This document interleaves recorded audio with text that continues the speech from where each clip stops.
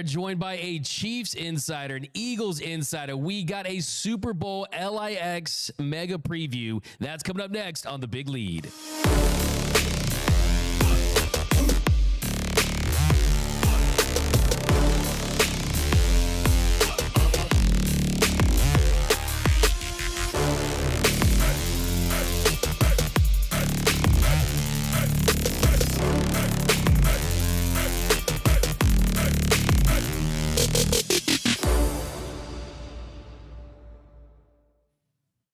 What is up, and welcome to The Big Lead. My name is Doug McKain. You can follow me on X and Instagram at DMac_LA. And we've got a jam-packed show. We are talking to two insiders, one from the Eagles, one from the Chiefs. We're breaking down Super Bowl LIX. Can the Chiefs three-peat? Well, first, we're starting off with the great Seth Kaiser. You know his work from The Athletic, doing film breakdowns with SB Nation.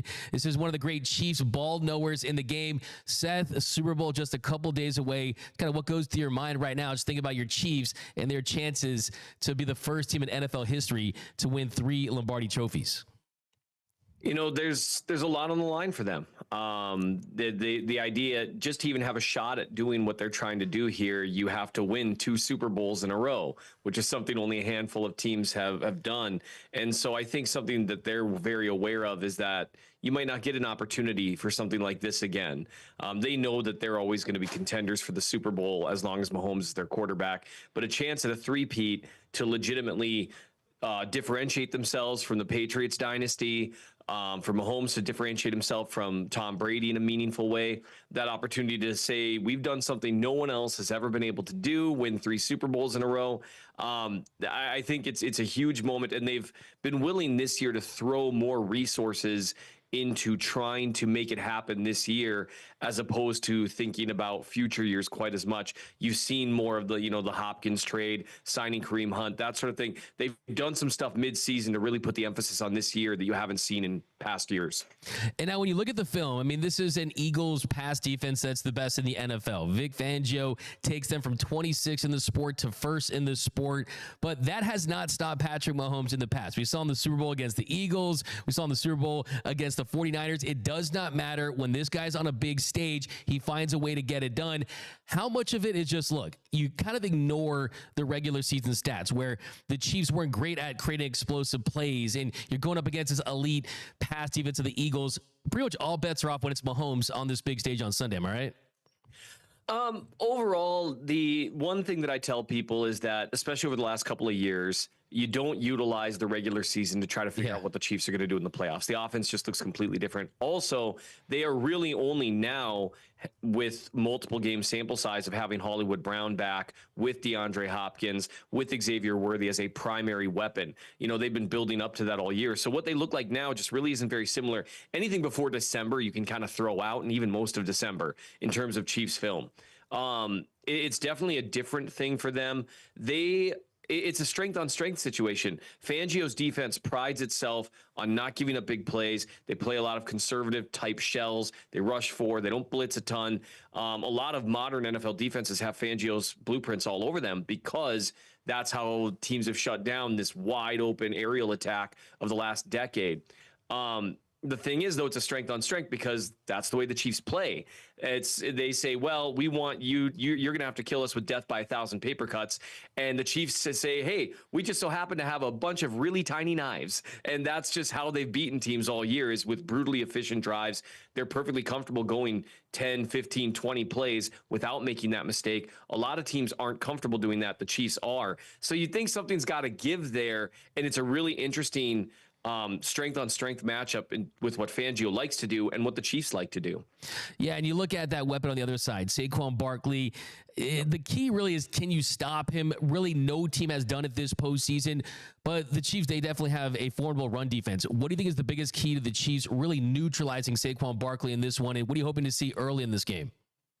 So I think I'll give a personnel aspect and then a preventative aspect. The personnel aspect, I think you're going to look mostly at Leo Chenal, the Chiefs linebacker, who is one of the more important guys on their defense, even though he's got a relatively low snap count.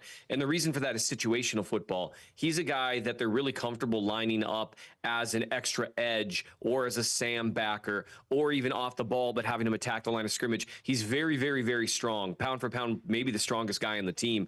He can hold his own on the edge against tackles. He can attack gaps and move guards backwards. He doesn't have great lateral agility and change of direction, so there's a limited role there, but it's very important when they face teams that want to establish the run. The other thing is Spags loves collecting big edges. He, like George Karlaftis, Charles Omenihu, Mike Dana, one thing they all have in common is they're big guys, long arms. He looks to have them stop the run first and then pass rush, not so much with bend around the edge, but collapsing with strength and kind of crushing the pocket around guys, make room for Chris Jones to create havoc. That's going to be the personnel matchup that I'm looking at. The Chiefs, in theory, are built to defend the run in certain ways with how they're set up, and Chanel's going to have a huge role in this game if they want to stop Barkley early. And in terms of the preventative aspect, the Chiefs will handle being nickeled and dimed by a running back. They'll allow that, 5 yards, 6 yards, 7 yards, 5 yards, 6 yards. Oh, there's a -1. And now the team's got to throw the ball. That's how the Chiefs have generally lived against elite backs. The problem with Barkley, of course, is he breaks off one of those 60-yarders, one of those 50-yarders. If they can prevent those explosive plays, they'll live with a 125, 150-yard day from Barkley as long as it takes him, 5 yards a carry to get there. And as far as the Chiefs on offense, I mean, what is the way to attack this Eagles defense? They got a zone coverage. You got Vic Fangio trying to find ways to really keep Mahomes at bay when he breaks the pocket, when he goes out of structure. Travis Kelce was big the last time these two teams met, but he feels like he's more comfortable with some of the other weapons that he does have. But if you're Andy Reid and you're this Chiefs offense, I mean, how are you attacking this Eagles defense? I think one of the things you might see, and you actually saw them dust it off, almost their 2018 playbook early against the Bills. Mahomes and company, they kind of ran quite a few RPOs early, which was, 50% of their offense 3 years ago. And they've moved away from it a little bit as the league has caught up to it. But it can work a little bit against some of these zone looks because everyone's looking at the ball. And it's hard to undo a decade of training in how you handle that play action look, those RPOs, trying to do quick slants to Brown and that sort of stuff into vacated areas in the middle of the field. I think they'll attack it that way. And I think what they'll also do is try to spread out a little bit and essentially flood those shallow and intermediate zones with enough receivers to basically make it impossible to have good zone coverage everywhere. They're comfortable with sight adjustments.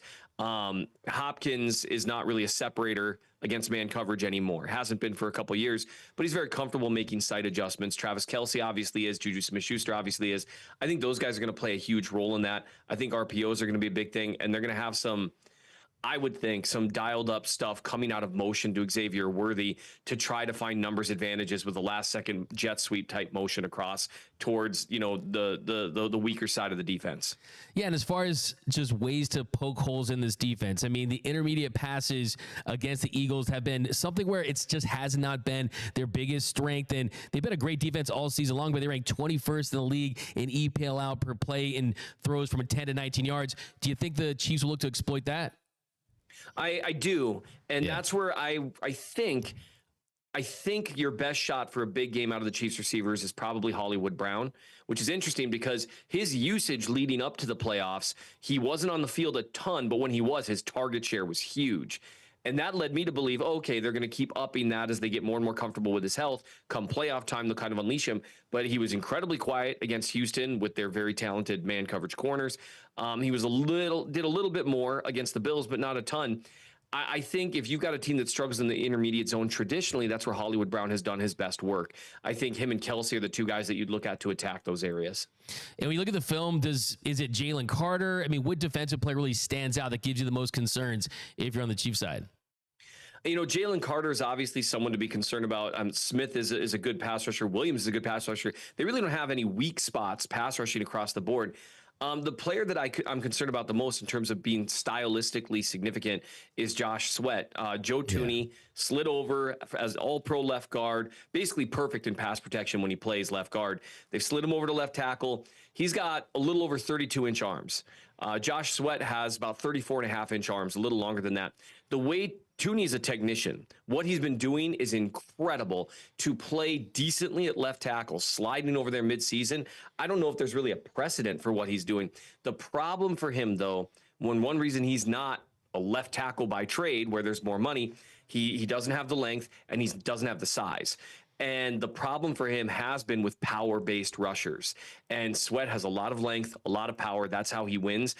I'm a little concerned about his ability to just run straight through Tooney's chest. And there's not a lot you can do schematically to protect him from that, other than, quick throws like what they were doing against the Bills, rolling pockets, some various RPO and play action type stuff. You can do that, but it limits your straight up drop back game a little bit. So that's the matchup that concerns me the most. I think Jalen Carter, given that he's so often been at the left defensive tackle spot, it would surprise me a little if Fangio changed that up a ton to try to match him up against Caliendo. So I think what you're going to see is Williams against Caliendo, with Humphrey needing to provide help, and just an absolute bloodbath with Trey Smith against Jalen Carter, which I'm so excited to watch. A couple of awesome players who are so physical. That matchup alone, if that's where they end up one-on-one quite a bit, that could determine a lot of Philly's success on defense and the Chiefs' success on offense. Yeah, and as far as the X factors go, give me an X factor for the Chiefs on offense. On offense, it's such an easy one to do because they call him X, but it is Xavier worthy in two different ways. One, the way they've utilized him is almost like a version of what they were doing with Rashee Rice last year towards the end. Some of these quick hitters, and because of his speed, he's able to take things that might be 5 yards and make them 10 yards. Something that might be a stuff at the line of scrimmage and make it 5 yards. But he's also their best shot at creating a couple of explosive plays over the top. And Fangio hates explosive plays. If you can even hit one of those, just one, that loosens up absolutely everything else in terms of getting them to back off a little bit more, playing a little more too high, doing that sort of stuff. So other than, the obvious, Patrick Mahomes being who he is the X factor. He's the only player in this entire game that you say, if he plays his best game, his team will win. No one else you can say that with almost certainty. With Mahomes, you can. But aside from Mahomes, aside from Kelsey, aside from the obvious, I think it's Xavier worthy. Yeah, that's kind of the feeling I get. I mean, the Chiefs have the better QB. The Eagles maybe have better players overall, but we've seen this before. The guy with the better QB wins. It's either it's Brady or if it's Mahomes. You keep it close enough, and you let number 15 go after it. He's going to find a way to get the job done. How about on the defensive side of the football, though? I think Leo Chenal is the big one. And then the usage of Trent McDuffie is something I'm really curious about. For most of the season, they played McDuffie on the boundary. He's arguably the best slot corner in the NFL as well. They love playing him on the boundary too because he's excellent there. But teams have been able to chew them up in the slot a little bit if they choose to line up Devontae Smith there. I don't love what Spags has done with kind of big slot type defenders with like Chamari Connor. That's a terrible matchup for the Chiefs. I'm curious what they do with that and how they manage to utilize him in a way that makes sense now that Jalen Watson is back and fully healthy. What would make the most sense to me is to have Watson on the boundary, have Josh Williams on the other boundary when you've got nickel sets out there, and line up McDuffie in the slot where he's so great. That's going to, I think, be a huge determining factor in the game, whether or not they're able to utilize him in a way to keep Smith from chewing up some of Spags' zone looks. Now, as far as how this game plays out, do you expect a game in the 30s? Do you expect something a little more low scoring too? Potentially great defenses, great coordinators going at it? I think because both offenses, when the Eagles are running the ball well, they play kind of a ball control style. The Chiefs have played kind of a ball control style for a couple of years now. I think if the Chiefs are able to grab a lead early, I think you're probably going to see a game in the 30s, because then you're going to start seeing bombs away stuff to Brown, to Smith, and Hurts is good enough to hit some of those, and those receivers are good enough to hit some of those. I think if the Chiefs don't have a ton of success early, you're going to see the Eagles running the ball a lot more, and you're going to see a lot more dink and dunk from the Chiefs, to where it's maybe like 7 meaningful drives for each, 8 meaningful drives for each, and you end up with a game in like the low 20s. That's right. I'm with you on that one. I'm thinking 27, 24, something in that range. Okay, last two, MVP, and can you throw out a prediction? I think the MVP will be Patrick Mahomes. The only time he hasn't been the MVP of a Super Bowl was when he was playing with all backups against a great front and the game got away from them. I've just seen this too many times, and I feel bad because people are sick of Chiefs fans and Chiefs analysts just predicting the greatness of Mahomes, but I've just seen it too many times. We're in that era. And I think it's 20 playoff games, and he's been great in all but one of them. Even that Super Bowl, he was great in that. Just a bunch of things went wrong. He was terrible in the second half of the 2021 AFC Championship against the Bengals. It's the only time he's played badly in the playoffs. I think Mahomes is the MVP of the game. I think it stays close throughout. A couple of great, evenly matched teams. But I think you get to that second half of the fourth quarter, and Mahomes is going to do something. He'll get the MVP. I think the Chiefs win. I'm going with 31-24. 31-24. Okay, so since you picked the Chiefs to win, let's throw one more out there. Does Travis Kelce propose to Taylor Swift after the game?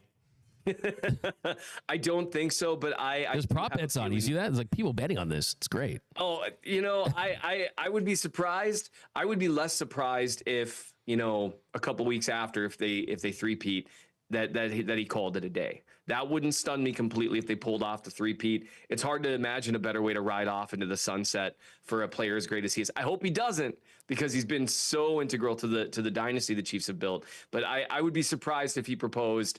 But man, that sure would make for a Disney. The NFL scriptwriters would love that. That's for sure, right? Oh, absolutely. They'd love it. Awesome. Well, Seth Kaiser, thank you so much, guys. You can follow Seth, that real MN Chiefs fan, over on the X. Is one of the great Chiefs football minds on the planet. We thank you so much for your time, and enjoy the Super Bowl. Hopefully, for your sake, you get the win. But thanks again, Seth, for joining us, my man. Absolutely. Thanks for having me. Take it easy. There's Seth Kaiser. There he goes.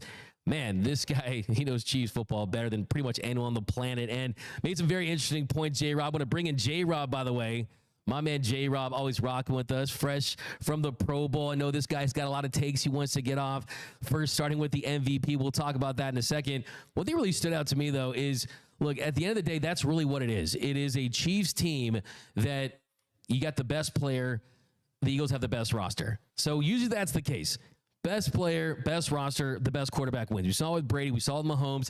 I do think, though, one of the differences with this one, I want to tip my pick, but I think one of the differences with this one is, does Patrick Mahomes have the ball in his hands with a chance to win the game, or do we see Saquon Barkley get a couple key first downs? Do we see that Eagles offense that knows how to run the football, especially late in games, keep Patrick Mahomes on the sideline long enough to win this one? I think that's kind of the one thing I'm looking at late in this game that would prevent. I'm calling it the Pat trick, by the way. You know, hockey's got the hat trick, the 3-in-a-row, the Pat trick. I'm trying to get some T-shirts made right now.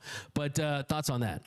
I mean, ultimately, as a coach, when I'm coaching up my offense, my quarterback, I would never go into a meeting room and tell my quarterback, I need you to outplay Patrick Mahomes. I think that's just an impossible ask for any quarterback in the National Football League. You're trying to beat the Kansas City Chiefs.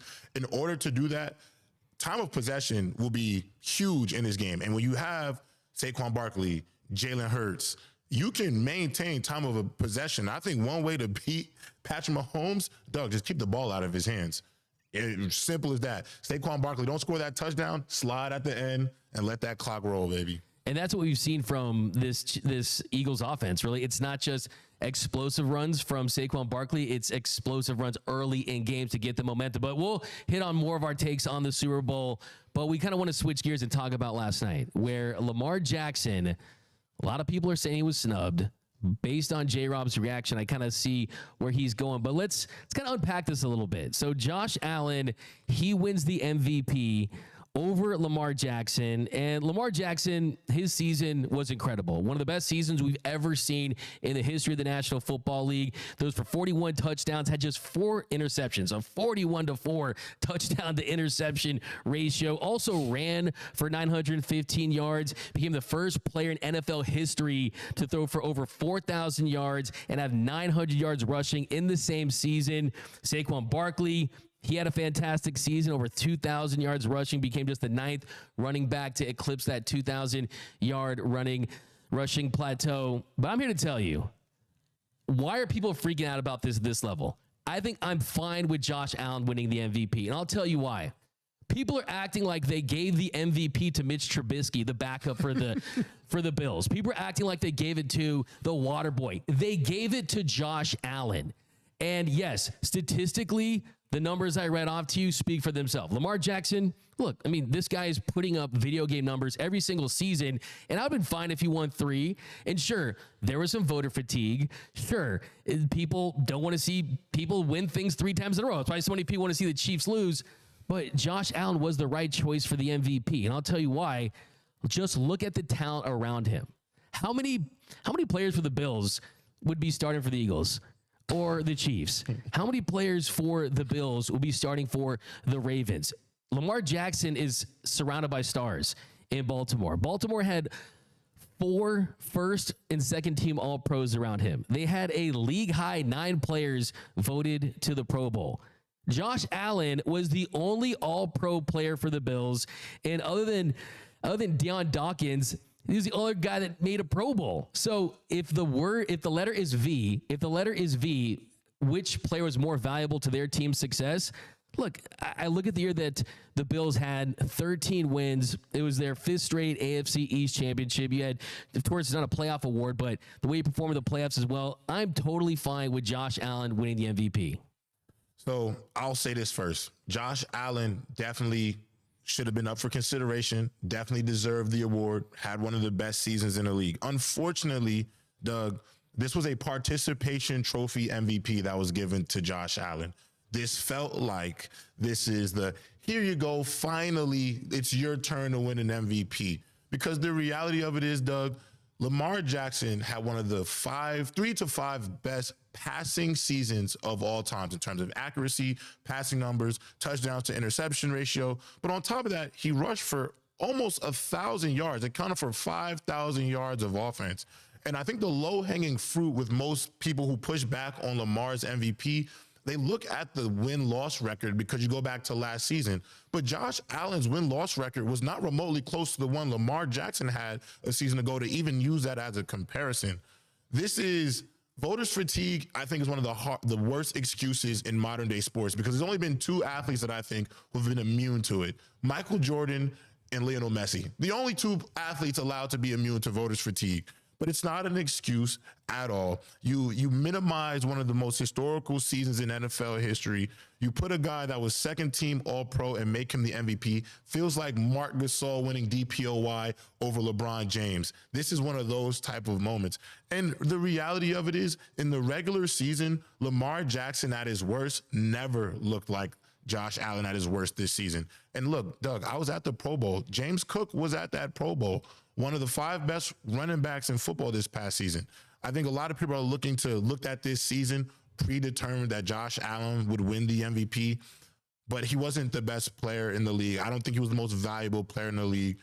And for the Jim Millers out there who put Lamar Jackson as the 4th place standing in the MVP voting, it shows that there is a bit of bias that no, we'll talk about that. I mean, that's ridiculous. Ultimate hateration. That's a guy that sets his alarm extra early so he has more time of the day to hate, right? I mean, to vote that was absolutely asinine and egregious. But kind of getting back to that, I mean, look, Khalil Shakir was the leading receiver for the Bills. Mm-hmm. Okay, Lamar Jackson had Derrick Henry and 5 offensive Pro Bowl teammates. Okay, so I mean, like, I just think that people are like, it was a great season. Don't get me wrong. I mean, the numbers, if you put this side by side comparison on the numbers between Josh Allen, it's a wash. It's not even close. I mean, 4,172 yards. Like I said, 41 tutties, 4 interceptions, 915 rushing yards.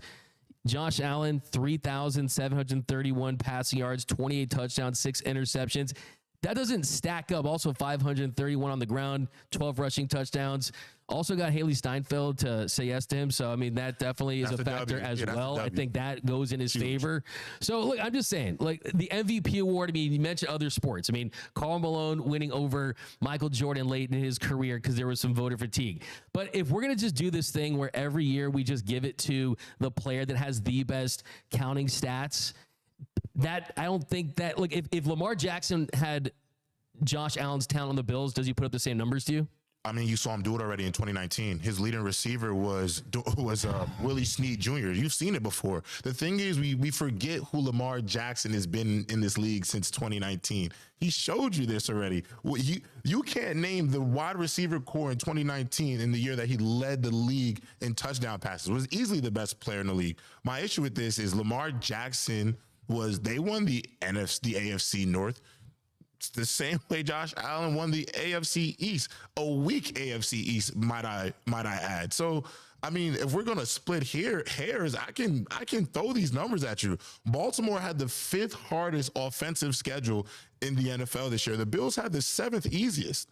So I mean, we're splitting hairs, but the numbers and the historical impact of this. I mean, this was the Joel Embiid MVP over Nikola Jokic.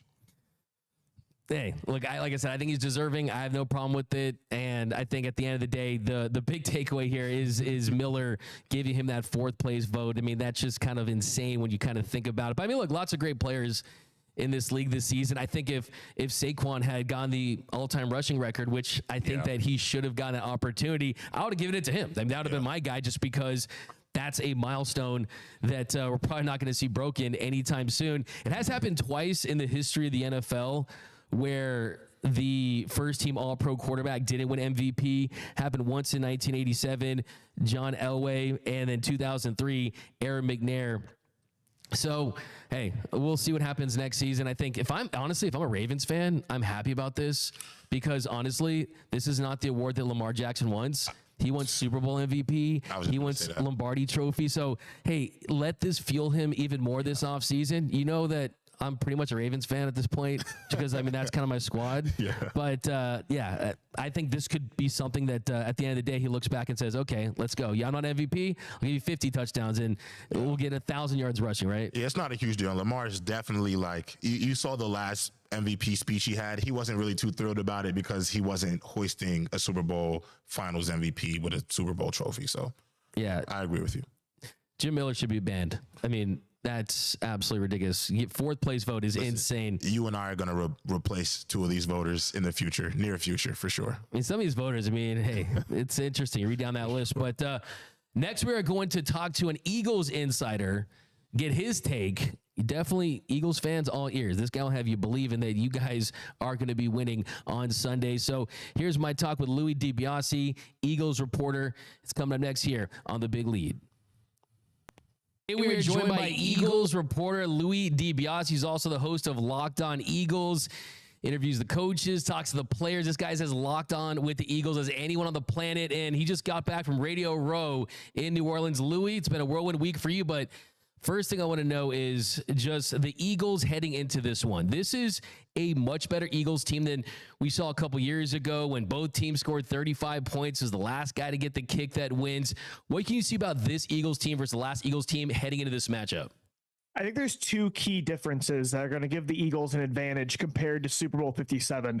It's 2 additions Howie Roseman made this offseason, signing running back Saquon Barkley and hiring defensive coordinator Vic Fangio. I think when you look at that loss, what were 2 things the Eagles could not do? They could not maintain time of possession. Yeah, they put up over 35 points. So you'd be like, I'll take that offensive performance. But Miles Sanders had a terrible game. They had no rushing impact whatsoever. They couldn't keep Patrick Mahomes off the field in late in games. That is very important, because if he has the ball late, he's going to beat you just like he did 2 years ago. So having Saquon Barkley instead of Miles Sanders, night and day. And then Vic Fangio, I just think he's going to have a much better game plan for trying to contain Mahomes and Travis Kelce, especially those outside of structure improv plays. I think that was something Jonathan Gannon just had no answer for 2 years ago. And quite frankly, I think Gannon's head was in other directions. I think he was preparing to be the Arizona Cardinals head coach, and I really do personally think that affected him. So Fangio and Saquon being with the Eagles now instead of Gannon and Miles Sanders, I think that's a huge upgrade, and that could be all the difference. Yeah, I think what's fascinating about this Eagles team, too, is while the rest of the league, it's about passing, it's about offense, that Eagles team is sitting at 2-2. You have that meeting, and it's about, you know what, how we're going to win. We're going to win with running the football and defense. Talk about just how different this Eagles team has been since that 2-2 start and how they've really gotten here behind the best defense that's gone from 26-1 in the sport and Saquon Barkley, who's just been electrifying all season long. Yeah, it's kind of a cool story that the Eagles just went total old school ball. I mean, they just said, we're going to ground and pound on offense and we're going to win because of defense. And I think in the NFL, it's been proven that you win with quarterback play, right? And passing the football, that's the consistent theme. And I still think that's the right way to go the majority of the time. And the Eagles, I thought, were kind of feeling the pressure of that. And they were trying to be somebody they weren't, throwing it 30 plus times a game. And it wasn't working, and they were 2-2, and they finally said, let's lean into, forget what the outside noise says, like forget what it's supposed to look like. Let's do what actually works. And they totally went all in on that. And I think Jalen Hurts deserves a lot of credit for the selflessness of being the Robin to Saquon's Batman, because it worked. They leaned on a historic combination of a great offensive line, a generational running back talent, and a top tier mobile quarterback. So I think it was the right move in that bye week, that meeting between Lane Johnson, Jordan Mailata, Landon Dickerson, and Nick Sirianni. It might be, if they win this title, it might be one of the most important moments in franchise history. And I just think it's cool that it's 2024 and a running back could be the reason that a three-peat doesn't happen with one of the greatest quarterbacks of all time. So that's a crazy story, again, considering how unanimously people believe in one way to build a team. So I just think the Eagles are a selfless team and they don't care what it looks like. They just want to win. Yeah, and then this is an Eagles team. I mean, 15-1 since then, a plus 27 turnover margin. You've won your games by an average of 13.8 points, but I don't think that Nick Sirianni gets a ton of the credit. I mean, you've heard all the talk about the coordinators and leading on Kellen Moore and everyone that's put this team together, but this is a guy that's really putting together a great resume. I mean, he took the Eagles to the Super Bowl back in 2023. You lose by just a field goal. Your regular season record is 48-20. He has the third highest winning percentage by a head coach in the modern era in their first 50 games. He's in the conversation with guys like John Madden and George Allen. Do you think that a win here really takes him to, okay, we can finally talk about Nick Sirianni as an elite head coach, or is it something that's always going to be linked to him, that he's just going to be one of those guys who has a talented roster, has a great GM and a great infrastructure around him? Yes and no. I feel like it's going to be a fact that Nick Sirianni is an elite head coach if he wins this championship, because like you said, he'll be with the likes of John Madden and Vince Lombardi as guys that in their first 4 years went to the playoffs every single season with different looking teams, made it to 2 championships, won one against one of the greatest dynasties ever, stopped a three-peat. But because what he does great is not really quantifiable with stats or film study, because he's not a play caller, because he is not the guy running the defense, because Howie Roseman is so good at building this roster and it's so talented, and he has coordinators that are running each unit, yeah, he's not going to get the credit. I think even if they win this football game, I think his impact will be 7th, 8th, 9th, 10th on the list of storylines that people are going to talk about as to why the Eagles win this game. So whether people believe it or not, yes, this will prove that Nick Sirianni, what he does works. And I really do think his players love him. That culture, I've never seen a team this close, even compared to like the 2017 title team. And that's where Nick makes his impact. But because he's not a play caller, because he's not what normally, again, just like running the football, because he's not what it's supposed to look like, I still don't think he's going to get the credit that he deserves if they win this game.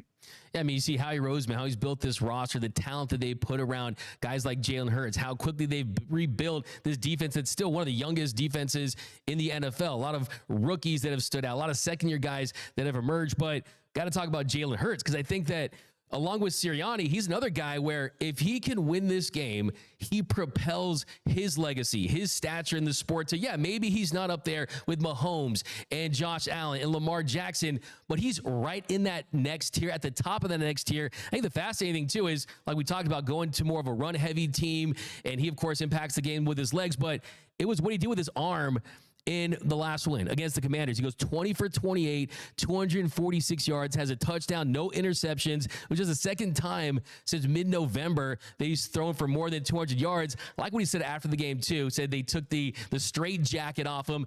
It looks like he's ready to come in and just really prove himself. But what can you say about Jalen Hurts heading into this game and what this could do for his legacy? Yeah, that's the thing is, yes, Jalen Hurts, is he the processor in the pocket or the accurate thrower of Joe Burrow from a consistency standpoint, or Josh Allen, Pat Mahomes? No, he's not. He's elite in a different way. He's elite like Russell Wilson was elite in Seattle, or Cam Newton was elite in Carolina. He's an elite deep ball passer, a mobile quarterback. He doesn't turn the football over. He's one of the most clutch players in the fourth quarter. And yes, he is inconsistent in the pocket, but also his low passing numbers this year were by design for the most part. Like, he did take a back seat because Saquon Barkley was, again, having the best season a running back has ever had. So sure, there were games that Jalen Hurts was struggling this year, but there were other games where his numbers were low. And I said he could have did a lot more if he had the opportunities he's had the last 2 years. And when he had those opportunities in the NFC Championship, he looked really good. You look at the game against the Pittsburgh Steelers, against a great defense. he shredded that defense. You look at the shootout with Joe Burrow earlier in the year. He won that game throwing the football. So I think Jalen Hurts has proven over the last 3 years that he belongs in that category of top tier quarterbacks. No, if he wins this game, am I going to put him over those 4 names I mentioned, including Lamar Jackson? I don't think so, but I think he'll be, you can't list your top 5 quarterbacks to me if Jalen wins this game and not say he's not a top 5 quarterback. With 2 Super Bowl appearances at age 26, with a ring, you beat Pat Mahomes, you outdueled him in the game that you lost. He's made the playoffs every year he's a starter. His win percentage all time is up there with the likes of Tom Brady and all-time greats. Yeah, I feel like the debate will be over. Will it be? Probably not, like the Sirianni talking point, but I think the conversation will be over from a factual standpoint if he pulls this off.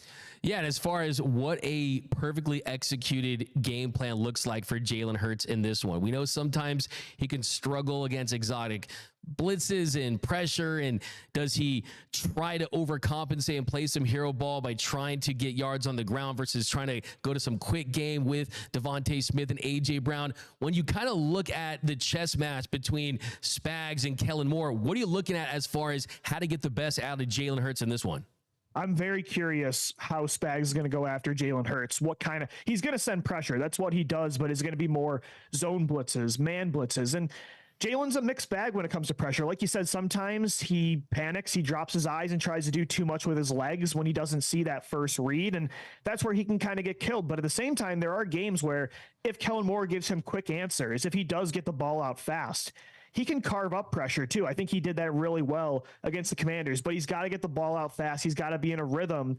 And I like the idea of if Spags is going to send the man blitzes, if Hurts can escape that initial rush, there's going to be opportunities for one-on-one explosive plays down the field with Devontae Smith, AJ Brown, and Dallas Goedert. That's kind of what happened in the Washington game. So it could be a gift and a curse the way Spags coaches up that Chiefs defense. And Jalen's kind of a mixed bag with pressure. We're not sure what version we'll get on Sunday, but that's going to be one of the most important parts of this game is how do Jalen Hurts and Kellen Moore answer the blitz? Because there's games they do really well with it, but there's games they don't. So that's going to be a huge variance that we got to watch. Yeah, we know that Steve Spagnuolo, he's got the blitz bag just nonstop. It's not if he's going to send it, it's when is he going to do it. But I'm curious how he's going to use that to try to stop the run in Saquon Barkley.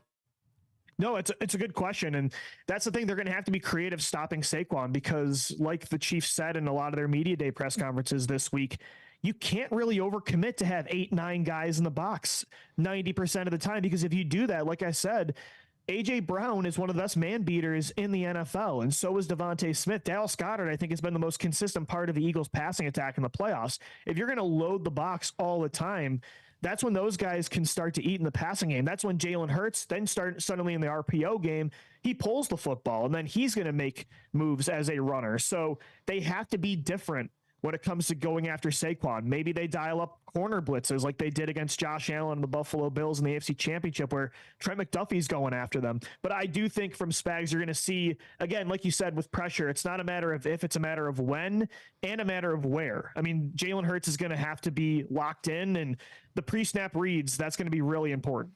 Yeah, and you look at the Chiefs, I mean, 28th in stack box usage, 32nd in success rate against the stack box. How do you think that impacts Saquon Barkley? Because sometimes, I mean, a stack box can lead to a big run. One thing I'm hoping for is some explosives for Saquon Barkley, him doing somersaults in the end zone, having big plays. How do you think that the Eagles try to manipulate that? No, that's the interesting part of a stacked box. Sometimes if you can get through that initial first wave, and the Eagles offensive line is really good at getting through that mud and creating some lanes for Saquon Barkley. If that is possible, Saquon Barkley's going to hit home runs. I mean, he is one of 54 players all time to have at least 20 touchdowns from scrimmage in the regular season, the playoffs combined. He's the only guy ever to average over 30 yards per touchdown.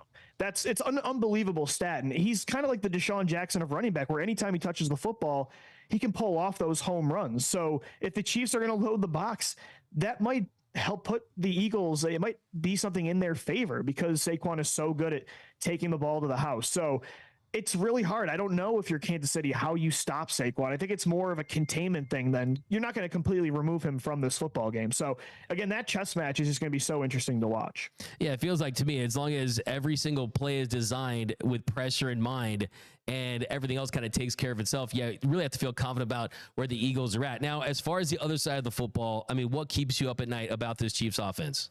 It's really just the plays outside of structure. It's when the play breaks down and Patrick Mahomes does evade that initial rush. He gets outside the numbers.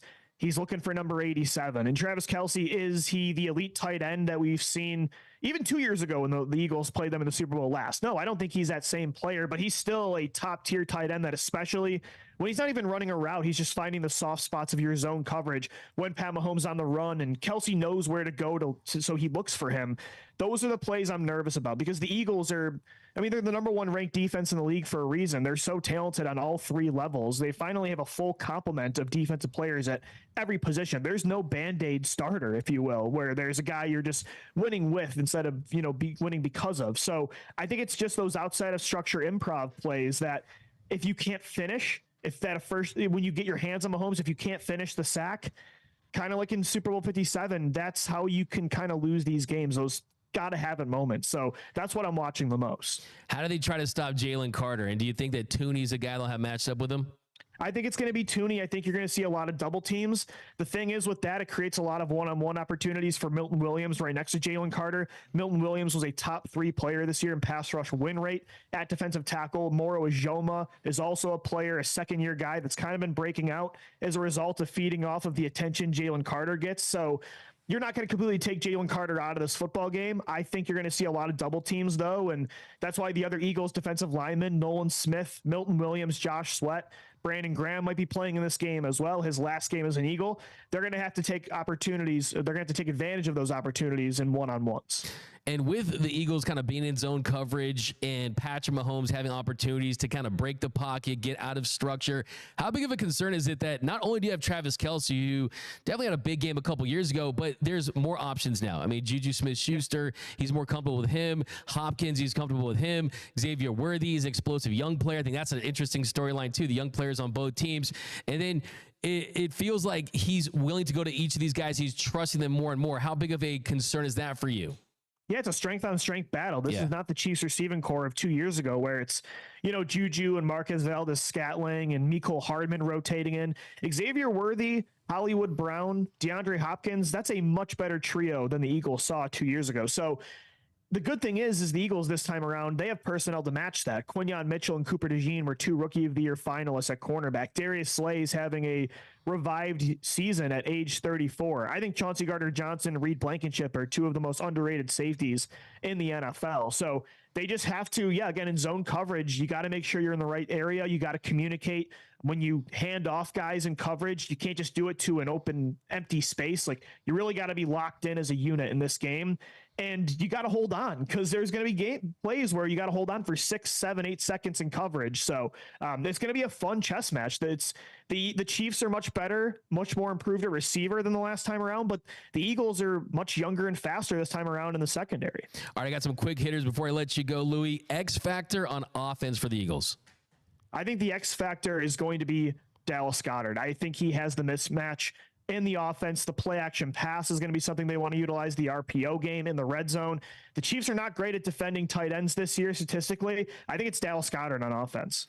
How about on defense? On defense, for me, it's Cooper DeJean in the slot. He's going to have to go after multiple different types of pass catchers. There's going to be times he's one-on-one with Travis Kelce. There's times he's one-on-one with Xavier Worthy, maybe DeAndre Hopkins. Those are all very different, stylistically different pass catchers. So I think the rookie in the slot is going to be very important in this game. I'll give you one bold prediction. One bold prediction. I think the Eagles are, I think there's going to be, in the fourth quarter, they're going to get a key turnover, and there's going to be like 7 minutes left.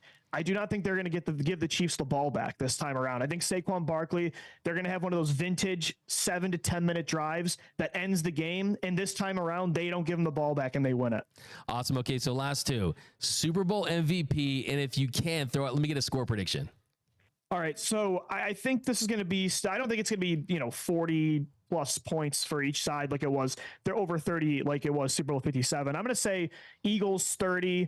I'll go Chiefs 25. I think Super Bowl MVP is going to be Saquon Barkley. I think he's going to cap off the greatest running back season of all time, and I think he's going to have a huge game in New Orleans.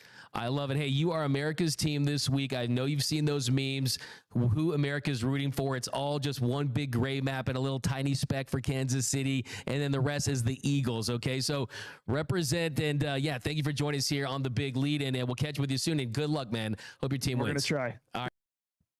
There's my man Louie, and hey, how about that? The Chiefs guy picked the Chiefs, the Eagles guy picked the Eagles, okay? So, but now it's time for our picks, and look, this is going to be a game that I think gets decided late just because that Eagles team is so good. Defensively, I think they're going to cause some problems for Patrick Mahomes early on in the game, but it's Patrick Mahomes.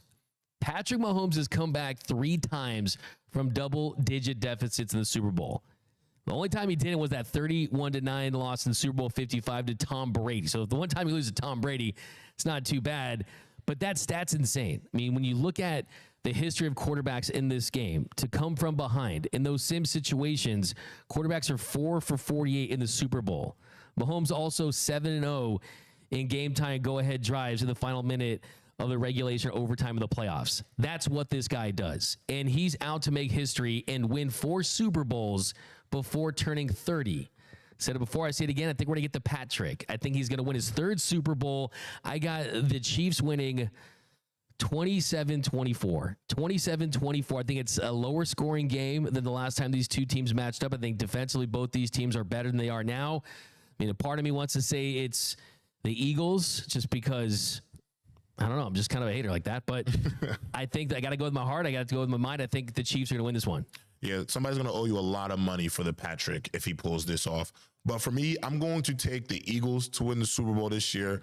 I know that the losing team in Super Bowl rematches is 0-4 for the NFL record, but history changes, and I think this is the team to do it. They're a more talented football team. I think they'll dominate the time of possession.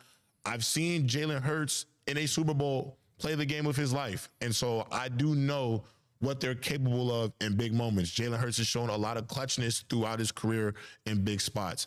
If they can dominate the line of scrimmage, I truly feel like this is a moment for the Eagles to go out there and win this game because they have the roster to do so. I think they have the quarterback to do so. And believe it or not, I think they have the coaching staff to do so. Now, the coaching edge goes to the Chiefs, but ultimately, with everything the Eagles have been through over the last 3 seasons, I think this is the Cody Rose finish the story for the Philadelphia Eagles. And I got the Birds winning 30-28 in a classic. Fly, Eagles, fly for JayRob. How about your Super Bowl MVP?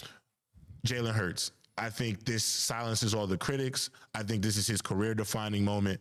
I think Jalen Hurts solidifies himself as a top 5 quarterback in the National Football League after what he does this Sunday.